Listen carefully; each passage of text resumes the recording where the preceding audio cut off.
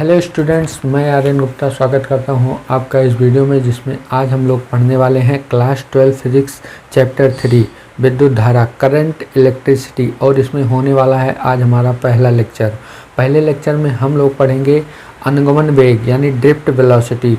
अनुगमन वेग क्या है, इसका फॉर्मूला कैसे हम लोग डिराइव करते हैं।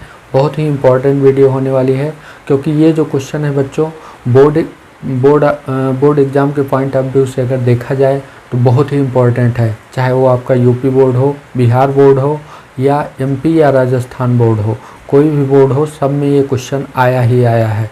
बहुत ही इम्पोर्टेंट क्वेश्चन है बच्चों। वीडियो देखने के बाद अगर आप लोग इसका पीडीएफ चाहते हैं तो पीडीएफ आपको हमारे टेलीग्राम चैनल पर मिलेगा, जिसका लिंक मैं नीचे आपको डिस्क्रिप्शन बॉक्स में दे दूँगा। बच्चों, एक सूचना है कि मैंने जो है अपने टेलीग्राम चैनल का नाम चेंज कर दिया, जिसका नाम मैंने कर दिया है जय बालाजी लेक्चर्स। और बहुत जल्द ही आपके इस अपने यूट्यूब चैनल का भी आपको नाम चेंज मिलेगा। इस चैनल का नाम होगा जय बालाजी लेक्चर्स। बच्चों, लोगो, बैनर और चैनल का नाम सब कुछ चेंज हो जाएगा, बाकी वीडियोस हमारी ही रहेंगी। ठीक है ना बच्चों, बस केवल नाम चेंज कर रहे हैं। तो चलिए शुरू करते हैं आज की अपनी क्लास। हम ले चलते हैं आपको अपने स्टडी टेबल पर। कॉपी पेन निकाल लीजिए और हमारे साथ पढ़ना शुरू कीजिए। मेरे प्यारे बच्चों, आ गए हम अपने स्टडी टेबल पर और आज की इस क्लास में शुरू कर रहे हैं अनुगमन वेग अपवाह वेग का सूत्र। अनुगमन वेग को ही अपवाह वेग के नाम से जानते हैं। इसको इंग्लिश में बोलते हैं ड्रिफ्ट वेलोसिटी। अपवाह वेग को इंग्लिश में क्या कहते हैं? Drift velocity. ये जो टॉपिक है ये हमारा चैप्टर 3 विद्युत धारा करंट इलेक्ट्रिसिटी से रिलेटेड है। तो चलिए शुरू करते हैं आज का अपना टॉपिक। ये बच्चों, इसमें पहले ये जो फिगर आपको दिखाई दे रहा है, पहले हम यहाँ पर मान लेते हैं कि हमारे पास जो है एक यल लंबाई का चालक है। ठीक है, तो इसको मैं माना यहाँ पर लिखता हूँ। आप लोग देखिए, यहाँ पर लिखेंगे माना एल लंबाई का एक चालक है जिसके सिरों पर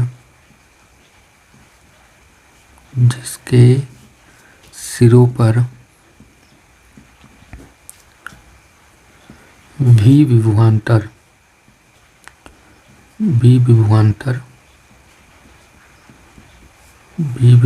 लगाया जाता है।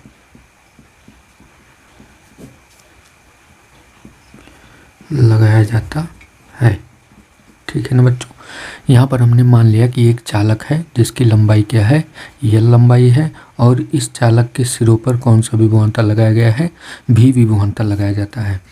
तो यहाँ से पहले हम समझते हैं कि अनुगमन वेग अपवाह वेग है क्या। ठीक है, तो जब किसी चालक के सिरों पर विभवांतर लगाया जाता है तो चालक में जो होता है मुक्त इलेक्ट्रॉन होते हैं। बहुत सारे क्या होते हैं? मुक्त इलेक्ट्रॉन होते हैं। तो इसके अंदर क्या स्थापित होता है? वैद्युत क्षेत्र।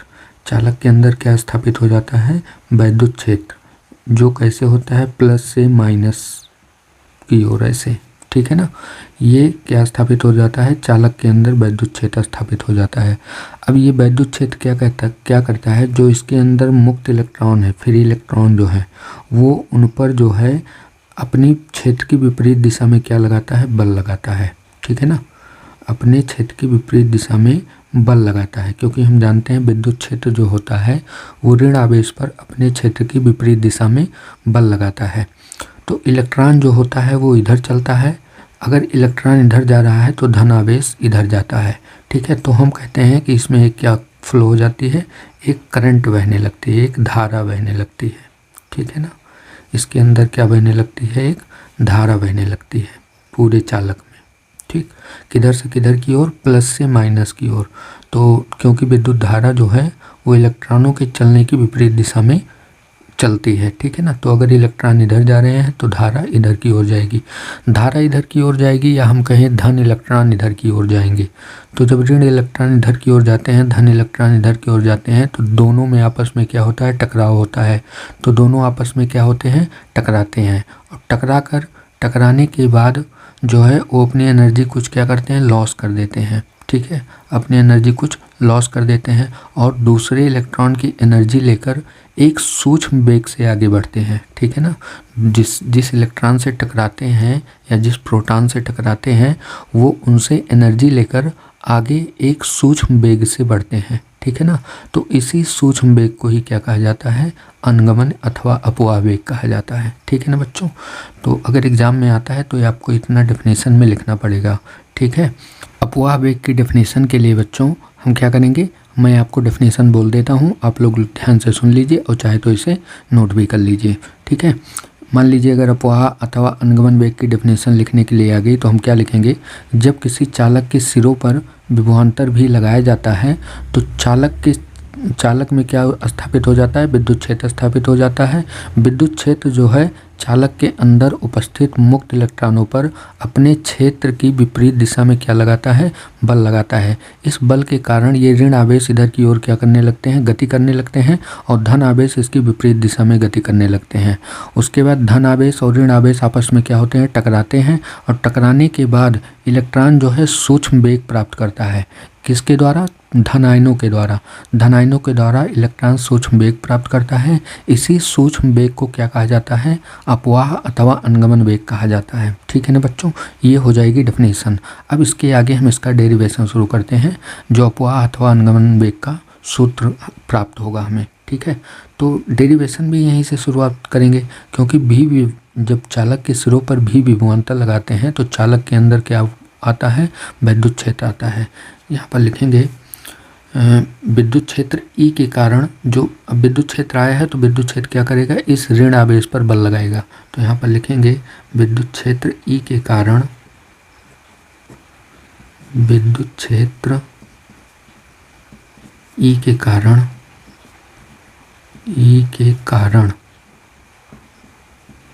इलेक्ट्रॉन पर बल। ठीक है, विद्युत क्षेत्र ई के कारण इलेक्ट्रॉन पर बल। ठीक है, तो विद्युत क्षेत्र के कारण बल लग रहा है, तो यहाँ पर जो फार्मूला लगाएंगे हम लोग वो कौन सा फार्मूला लगेगा, F बराबर में Q इंटू ई। ठीक है, यहाँ Q क्या है, आवेश है। कौन सा आवेश, जिस पर बल लग रहा है, तो इलेक्ट्रॉन पर बल लग रहा है तो हम यहाँ पर इलेक्ट्रॉन का आवेश लिख देते हैं E इंटू ई। ठीक है ना, इसको मान लेते हैं समीकरण नंबर 1। अब जो है हम इसके बाद लिखते हैं कि बल F, अब अगर बल लग रहा है F तो बल F के कारण यहाँ पर क्या उत्पन्न होगा, त्वरण उत्पन्न होगा। तो यहाँ पर लिखेंगे बल F के कारण, बल F के कारण उत्पन्न त्वरण।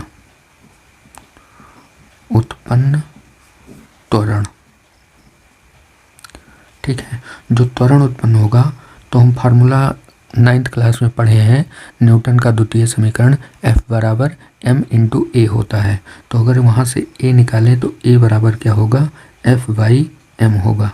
ठीक है ना, यहाँ से F का मान हम रख देंगे समीकरण 1 से, तो हमें a बराबर क्या मिलेगा, a बराबर मिलेगा e बाई m। ठीक है, ये मान हमने रख दिया कहाँ से, समीकरण 1 से। यहाँ पर लिख दीजिए समीकरण 1 से। अब जो है इसको हम मान लेते हैं समीकरण नंबर 2। इस वाली समीकरण को हम क्या मान लेते हैं, समीकरण नंबर 2। अब हम लोग त्वरण का फार्मूला जानते हैं। त्वरण का एक और फार्मूला होता है, चूंकि त्वरण ए बराबर होता है वेग परिवर्तन की दर को क्या कहते हैं, त्वरण कहते हैं। तो वेग परिवर्तन यानी dv बटे dt। ठीक है ना, तो a बराबर क्या होता है, dv बटे dt भी होता है। तो इसको मान लेते हैं समीकरण नंबर 3 मान लेते हैं। अब देखिए ये भी त्वरण है और यहाँ ये भी त्वरण है, तो दोनों इक्वेशन को हम क्या कर देते हैं, बराबर कर देते हैं। तो यहाँ लिखेंगे समीकरण 2 और 3 से, समीकरण 2 व 3 से। ठीक है, समीकरण 2 व 3 से दोनों को हम क्या कर देते हैं, बराबर कर देते हैं। तो ये हो जाएगा dv बाई dt बराबर में E capital E by m। ठीक है ना, अब यहाँ से हम dt को इधर भेज देते हैं, तो हमें क्या मिलेगा, dv बराबर मिलेगा, dv बराबर में ई बाई एम इंटू में dt। अब अगर देखा जाए तो ये जो है ई बाई एम क्या है, ये यहाँ से त्वरण ही है, ठीक है ना, ये क्या है, त्वरण है ई बाई एम। लेकिन हम यहाँ पर क्या रखेंगे, ई बाई एम ही रखेंगे। ई क्या है, एक इलेक्ट्रॉन का आवेश है, ई एम क्या है, एक इलेक्ट्रॉन का द्रव्यमान है, ई क्या है, विद्युत क्षेत्र है, ठीक है। अब एक हिसाब से देखा जाए तो ये क्या है, त्वरण है। अब त्वरण जो है, त्वरण में परिवर्तन किसके हिसाब से होता है, समय के अकॉर्डिंग होता है, ठीक है ना, क्योंकि वेग परिवर्तन की दर को ही क्या कहा जाता है, त्वरण कहा जाता है। अब इसके बाद हम क्या करते हैं, ये है हमारे पास सूक्ष्म वेग, लेकिन इस सूक्ष्म वेग से हमें क्या लाना है, अनुगमन वेग लाना है। तो हम क्या करते हैं, दोनों पक्षों का उचित सीमा तक समाकलन कर देते हैं। तो हम यहाँ पर लिखेंगे दोनों पक्षों का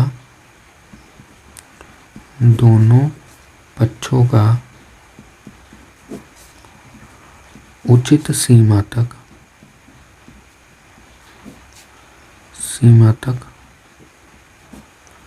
समाकलन करने पर, ठीक है ना बच्चों, दोनों पक्षों का हम क्या करेंगे, समाकलन करेंगे। तो ये वेग है, तो वेग उसका कहाँ से कहाँ तक जाएगा, तो वेग को हम समाकलन करेंगे 0 से vd तक, ठीक है। अनुगमन वेग को हम किससे दिखाते हैं, vd से दिखाते हैं, ड्रिफ्ट वेलोसिटी बोलते हैं। तो इसके v लिखकर इसके सफिक्स में d लिख दिया जाता है, ऐसे लिखते हैं, v लिखेंगे और v लिखकर इसके सफिक्स में क्या लिख दिया जाता है, d लिख दिया जाता है। तो ये क्या होगी, ड्रिफ्ट वेलोसिटी हो गई आपकी, ठीक है, यानी अनुगमन वेग हो गया। अब जो है इसके आगे हम देखिए इधर का करते हैं समाकलन। तो ये क्या है, त्वरण जो है समय के अकॉर्डिंग बदल रहा है। तो यहाँ पर हम समय लिख देंगे, कहाँ से कहाँ तक, समय जो है कहाँ से कहाँ तक बदलेगा, समय बदलेगा आपका 0 से लेकर और कहाँ तक जाएगा, श्रांतिकाल तक जाएगा। अब ये श्रांतिकाल क्या होता है, रिलैक्सेशन टाइम क्या होता है। तो अभी हमने बताया था कि चालक के अंदर क्या होते हैं, इलेक्ट्रॉन और धनायन दोनों आपस में क्या होते हैं, टकराते हैं। दो टक्करों के बीच का जो औसत समय होता है, उसी औसत समय को हम क्या बोलते हैं, श्रांतिकाल कहते हैं, ठीक है ना बच्चों। अब इसके बाद देखिए, तो यहाँ पर हम समाकलन कहाँ से कहाँ तक कर रहे हैं, 0 से टाउ तक, यानी श्रांतिकाल तक। श्रांतिकाल जब होगा तभी आपका सूक्ष्म वेग आएगा, ठीक है। तो यहाँ से हम लिखते हैं ई बाई एम इंटू में dt, ठीक है ना। इसको हमने ऐसे लिख लिया और यहाँ समाकलन लगा के 0 से टाउ कर दिया। अब यहाँ पर हम दोनों पक्षों का क्या करेंगे, समाकलन कर देंगे। लेकिन इसके पहले ये इतनी चीज़ क्या है, कांस्टेंट है, इसको हम बाहर ले सकते हैं, ठीक है ना। तो अगले पेज पर हम करते हैं। यहाँ पर एक चीज़ और देख लीजिए, समाकलन का जो फॉर्मूला होता है, यहाँ पर मैं लिख देता हूँ। चलिए अगले पेज पर लिख, देखिए बच्चों यहाँ पर करते हैं, यहाँ समाकलन का साइन लगाएंगे, यहाँ 0 से vd तक जाएंगे, ठीक है। और इधर हमारा क्या है, v है, ठीक है, या dv है। और बराबर में यहाँ पर था ई बाई एम, इसको हम क्या कर लेते हैं, बाहर कर लेते हैं, क्योंकि ये कांस्टेंट है। अंदर केवल क्या बचेगा, dt बचेगा। और कहाँ से कहाँ तक, 0 से टाउ तक, ये क्या बचेगा, dt बचेगा। लेकिन यहाँ पे इसके इनटू में क्या है, 1 है, ठीक है ना। यहाँ भी ऐसे इसके इनटू में क्या है, 1 है। तो 1 को हम लिख सकते हैं, अगर 1 आ जाए, एक अचर पद आ जाए समाकलन में, तो अचर पद का समाकलन 0 नहीं होता है, जबकि अवकलन जो होता है अचर पद का 0 होता है। तो यहाँ पर इसको हम क्या लिख सकते हैं, इसको लिख सकते हैं इंटीग्रेशन 0 से vd, और 1 को हम लिख सकते हैं, अब इसके रिस्पेक्ट में क्या है, v है, तो v की पावर 0, ठीक है, क्योंकि किसी भी अल्फ़ाबेट की पावर अगर 0 होती है तो उसकी वैल्यू 1 होती है। यहाँ पर आ जाएगा dv, और बराबर में ई बाई एम, इसको ऐसे लिख लीजिए। और यहाँ इंटीग्रेशन 0 से टाउ, और 1 की जगह हम क्या लिखेंगे, t की पावर 0, क्योंकि यहाँ इसके रिस्पेक्ट में क्या है, dt है, तो t की पावर 0 इंटू dt, ठीक है ना। बस अब समाकलन का फार्मूला लगा देते हैं। समाकलन का फार्मूला जो होता है x की पावर n इंटू dx, इसका जो फार्मूला होता है ये क्या होता है, x की पावर में n+1 और अपान में यही जो घात है ये नीचे आ जाती है, यानी n+1, ठीक है। समाकलन को हम होने के बाद अगर लिमिट लगी है तो इसको हम बड़े ब्रैकेट में लिखते हैं, ठीक है ना। बड़े ब्रैकेट में लिखकर छोटी वाली लिमिट यहाँ पे, बड़ी वाली लिमिट यहाँ पे आए। हम इसको बोलते हैं अपर लिमिट, इसको बोलते हैं लोअर लिमिट, ठीक है ना। तो बस इसी रूप में लिखेंगे इसको हम। तो v की पावर 0 का समाकलन क्या होगा, v की पावर 0 + 1 अपान में 0 + 1, ठीक है ना। ये समाकलन हो गया और इसकी जो लिमिट है यहाँ लग जाएगी 0 से vd बराबर e/m, तो बाहर ऐसे रखेंगे और इसका t की पावर 0 का समाकलन जब करेंगे तो ये हो जाएगा t की पावर 0 + 1 अपान में 0 + 1 और लिमिट्स इसकी यहाँ लग जाएगी 0 से टाउ, ठीक है ना। अब इसके बाद जो है आगे देखिए आप लोग, इसको हम कैलकुलेट करेंगे तो ये v आएगा, क्योंकि ये v की पावर 1 बनेगा और नीचे 1 बनेगा, तो हम इसको केवल v लिख देते हैं और लिमिट्स इसकी लगा देंगे 0 से vd, ठीक है। बराबर में e/m सेम ऐसे यहाँ करेंगे तो यहाँ पर क्या होगा, t होगा और इसकी लिमिट लग जाएगी 0 से टाउ। अब जो है एक बार अपर लिमिट में और लोअर लिमिट में इसको लिखा जाता है, अंदर वाली चीज़ को एक बार upper limit minus lower limit में लिखते हैं। तो यहाँ पर लिखेंगे vd - 0, ये एक बार लिखा जाएगा, बराबर e/m, ये भी जो है अपर limit minus lower limit, t को हम एक बार अपर लिमिट में लिखेंगे और माइनस लगा के फिर लोअर लिमिट में। अब उसके बाद इसको इसमें माइनस करेंगे तो ये आ जाएगा vd और बराबर में e/m और इंटू टाउ, ठीक है ना। इसमें जाएगा तो केवल ये क्या बचेगा, टाउ बचेगा, ठीक है ना। वैसे तो यहाँ पर ही हमें क्या मिल गया, अनुगमन वेग का फॉर्मूला मिल गया, लेकिन अभी यहाँ चालक की लंबाई ली गई थी। तो हम जानते हैं कि चूँकि E बराबर होता है v/d, d यानी l, ठीक है ना। E बराबर क्या होता है, v/l, तो यहाँ पर हम E की जगह v/l रख देते हैं तो हमें क्या मिलेगा, vd बराबर, तो vd बराबर मिलेगा हमें स्मॉल e और E की जगह हम क्या रखेंगे, v/l, तो v/m पहले से है, l भी रख देते हैं और इंटू क्या हो जाएगा, टाउ हो जाएगा। ये हमें पूर्ण रूप से क्या मिल गया, अनुगमन वेग का फॉर्मूला मिल गया, ठीक है। आप चाहें तो इसको समीकरण नंबर 4 मान लें, ठीक है ना। इसको हम क्या मान लेते हैं, समीकरण नंबर 4, और ये हमें मिल गया अनुगमन वेग का फॉर्मूला, ठीक है ना बच्चों। इसमें प्रत्येक चीज़ क्या क्या है आप लोगों को पता होनी चाहिए, ठीक है। E क्या है, इलेक्ट्रॉन का आवेश है, v क्या है, चालक के सिरों का विभवांतर है, m क्या है, इलेक्ट्रॉन का द्रव्यमान है, l क्या है, चालक की लंबाई है, और टाउ क्या है, श्रांतिकाल है, ठीक है ना। टाउ क्या है, श्रांतिकाल। अब देखिए, अगर यहाँ पर देखिए समीकरण 4 से अगर पुनः ले लें, पुनः समीकरण 4 से हम लिखते हैं, पुनः समीकरण 4 से, पुनः हम समीकरण 4 से लेते हैं। तो समीकरण 4 में जो है vd बराबर क्या है, e/m इंटू में टाउ, ठीक है। अब e/m जो है ये क्या है, ये है हमारा, अभी हमने समीकरण 2 में निकलवाया था, आपको दिखाता हूँ। e/m यहाँ पर देखिए, e/m समीकरण 2 से क्या है, a है, ठीक है ना। तो यही मान वहाँ पर रख देंगे।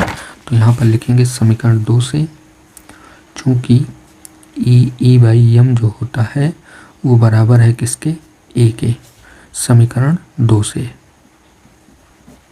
ठीक है, समीकरण 2 से। अब यही मान अगर यहाँ रख दें तो vd बराबर हमें क्या मिलेगा, a इंटू टाउ, ठीक है ना। ये हमें फॉर्मूला मिल जाएगा छोटा सा, ठीक है ना बच्चों। ये क्या है, अनुगमन वेग का फॉर्मूला है, ठीक है, vd बराबर a इंटू टाउ। वैसे तो यही हमें फार्मूला मिल गया था अनुगमन वेग का, ठीक है, यही फार्मूला है, लेकिन थोड़ा शॉर्ट फॉर्म में vd बराबर a इंटू टाउ, जहाँ टाउ क्या है, श्रांतिकाल है, हम लिख देते हैं, जहाँ टाउ श्रांतिकाल है, ठीक है। इसको क्या बोलते हैं, श्रांतिकाल, रिलैक्सेशन टाइम बोलते हैं इंग्लिश में, ठीक है ना। यही क्या हो जाएगा, अनुगमन वेग का सूत्र हो जाएगा, यही अनुगमन बोलिए या अपवाह बोलिए, ठीक है, दोनों एक ही बात है। अनुगमन अपवाह वेग का सूत्र है, ठीक है ना बच्चों, समझ में आया। ये हो गया पूरा सिस्टमेटिक ढंग से पूरा डेरिवेशन, ठीक है ना। हमने आपको एक एक कॉन्सेप्ट समझाया है और पूरी तरीके से आपको सिस्टमेटिक ढंग से अच्छे तरीके से समझाया है। अगर आप वीडियो को दोबारा देख लेंगे तो ये कॉन्सेप्ट आपको पूरी तरीके से आ जाएगा। वीडियो को दोबारा देख लीजिएगा। और अगर आप लोग इस वीडियो का PDF चाहते हैं तो PDF आपको हमारे जय बालाजी लेक्चर्स टेलीग्राम चैनल पर मिलेगा, जिसका लिंक मैं नीचे आपको डिस्क्रिप्शन बॉक्स में दे दूँगा। बच्चों, मैंने अपने टेलीग्राम चैनल का नाम बदल दिया है। पहले सक्सेस क्लासेस आर्यन सर के नाम से था, लेकिन अब उसको हमने चेंज कर दिया है, जय बालाजी लेक्चर्स के नाम से हो गया है, ठीक है ना बच्चों। तो आप लोग लिंक आपको नीचे डिस्क्रिप्शन बॉक्स में मिल जाएगा। टेलीग्राम चैनल को ज्वाइन कर लीजिएगा और वहाँ से PDF आपको बिल्कुल फ्री मिल जाएगी, ठीक है। वीडियो आपको कैसी लगी कमेंट करके हमें बताइएगा और वीडियो को लाइक कीजिएगा, अपने दोस्तों में इसे शेयर भी कीजिएगा। और बच्चों, अगर आप हमारे चैनल पर नए हैं तो चैनल को सब्सक्राइब कीजिएगा और अपने दोस्तों से भी करवाइएगा, क्योंकि 1 अक्टूबर से हम आपकी फिजिक्स और मैथ दोनों जो है आपकी तैयारी करवाने वाले हैं। अनसॉल्व्ड पेपर, इम्पोर्टेंट क्वेश्चन सभी जो है आपको बारी बारी से तैयार कराए जाएंगे। तो बहुत ही बेहतरीन क्लास होने वाली है 1 अक्टूबर से। तो आप लोग जल्दी से जल्दी चैनल को सब्सक्राइब कर लीजिए। मिलते हैं कल एक नई क्लास में। तब तक के लिए आप लोग अपनी पढ़ाई करते रहिए, मस्त रहिए। जय हिंद, जय भारत।